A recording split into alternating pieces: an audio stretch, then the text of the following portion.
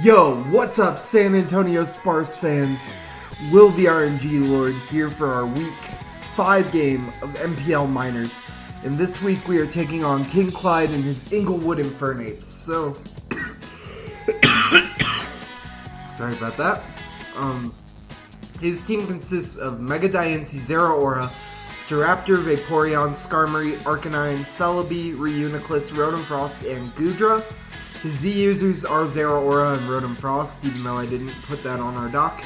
And now we made some transactions. So I was super busy this last week, and this last week was also a break from uploading. Just thought I'd let you all know that, but I was planning to upload a transaction video, talking about the drops I made and why I made them, but so let's just go over my new team real quick. Mega Charizard X, Azumarill, Mamoswine, Roserade, Mesprit, Lycanroc Dusk, Tornadus, Umbreon, Galvantula, Mismagius, Hitmontop, and Steelix. So what happened was I ended up dropping Registeel for Hitmontop and Steelix.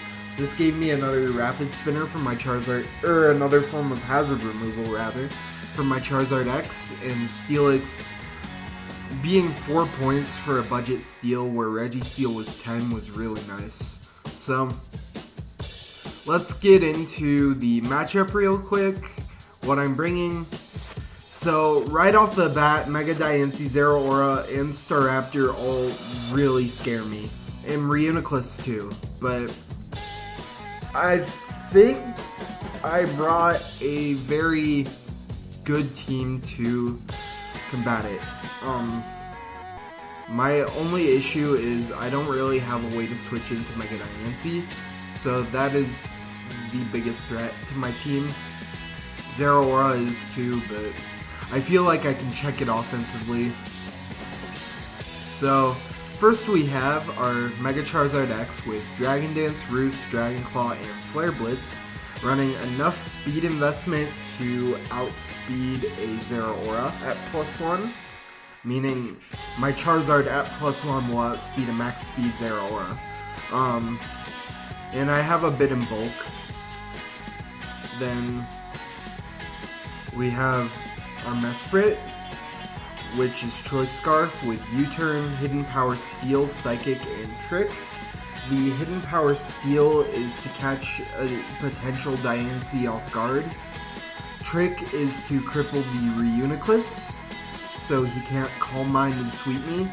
Then U-Turn for Momentum, and Psychic because of Stab.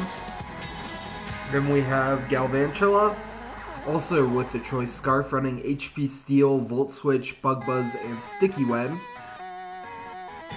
His only form of removal are his only forms of removal are Skarmory and Staraptor, and I doubt he brings Defog Staraptor, so I went with Sticky Webs on this because if I can pressure the Skarmory enough, then I can keep Sticky Webs up for the entire game, and that is very nice given the situation with wanting to outspeed Zero Aura and Mega Diancie.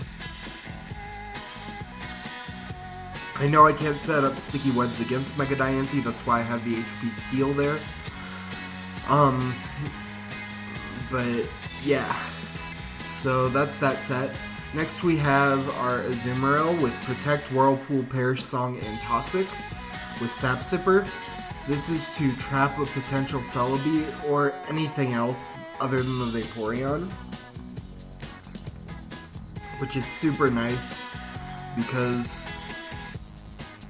Azumarill can effectively take hits from his entire team besides Staraptor and Zero Aura, but this Azumarill set will hopefully get a surprise kill.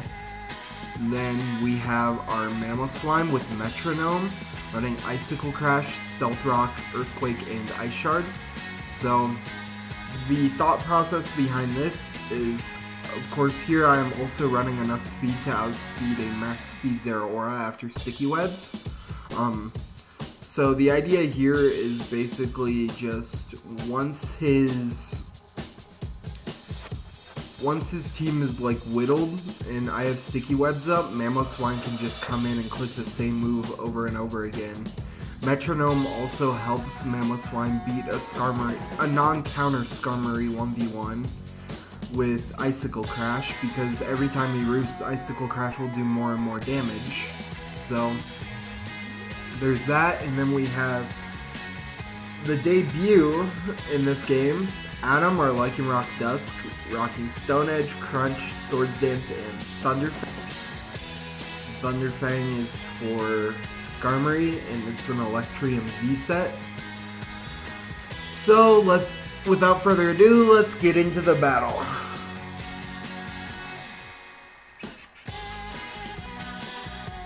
So I'm going to leave my Galvantula as he leads Arcanine, and here, I don't see why I don't just set up Sticky Webs here, so that's exactly what I end up doing. And of course my Galvantula is just going to go down here, but that's fine. So I go out into my Lycanroc, try to scare this Arcanine out, and he goes right out into his Skarmory like I predicted, and I'm like, oh shit, now he can get Sticky Webs off of his side of the field, but I end up just going for my Gigavolt Havoc here, and he counters. So this play is big for two reasons. First of all, sure, it will put me down 4-6. However, this Skarmory can no longer defog. That means webs are up for the rest of the game, and that's really good for me. So here I'm just gonna go into my Charizard and I'm gonna click Dragon Dance. He is gonna Toxic me, which is a little bit unfortunate, but I am just gonna click Flare Blitz here, and now Sticky Webs are up for the entirety of this game. So that was huge. I do realize this Arcanine probably walls my Charizard in some way, so I'm just going to go out into a Azumarill, and he clicks Dragon Pulse. So this was a good play on my part then. So now I know this Arcanine is his designated Charizard check, and alright, so he brings out Celebi on the Sticky Webs, and I'm gonna miss a Whirlpool here. So by this he should know that I am the Sap Sipper set, but apparently that did not cross his mind. So I'm just gonna Whirlpool as he rocks here. And now I'm just gonna Protect on the Psychic. The Psychic is the only move he has to hit me, so he is not U-turn. He's Stealth Rock, Psychic, Recover, and Energy Ball. So I do effectively get the trap here. So Celebi has been trapped, and that's good because this was a big nuisance to me. So you see I get the Perish Song, and I'm going to put a Toxic on it just for insult to injury. And I'm going to go into my Mesprit here as his Celebi just goes down. The Energy Ball is going to do a nice chunk to my Mesprit, but he goes into Zeraora here. I'm just going to U-turn out, and I'm going to sack a Azumarill here to the potential Gigavolt Havoc or Plasma Fist. I could have gone Mamoswine, but I didn't want to risk my Mamoswine because it was my win condition. So I'm just going to let a Azumarill go down here. And now I'm going to go into my Mamoswine, and I do outspeed this Zeraora, so I'm just going to go for an Earthquake. And so now I'm -1, so I'm going to go ahead and switch here, I believe. No, I still fire off an Earthquake.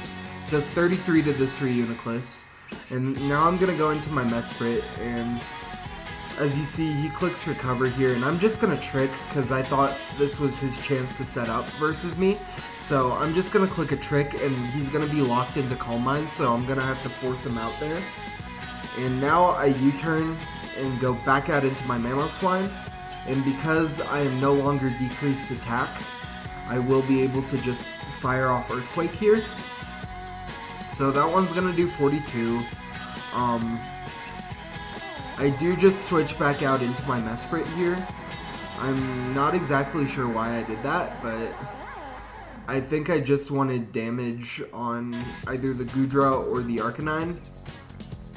So I am going to get hit by the Gooey here, but I'm going to go back out into my Mamoswine, and as you see I do have a Dragon Pulse, and now I I'm basically just free to click Earthquake whenever I want here. So that's gonna do 51. The first one did 36. So I did get a low roll the first time, but and that one did 52, so I did get a bit of an unfortunate roll, but the third one will kill because he locked himself into recover. So now he does get the attack drop, but I am just going to Earthquake. I'm going to get a crit, but the crit won't end up mattering. And now all that's left is the Goodra, and even though I'm -1, that is the 5th Metronome hit, so that'll do the most damage out of all of them. And it'll take out the Goodra. Alright, so that was our Week 5 game versus King Clyde and the Inglewood Infernapes, and we will see you all next week for our Week 6 game where we take on Muse the Best and his Columbus Basculin Blue Stripe Jackets.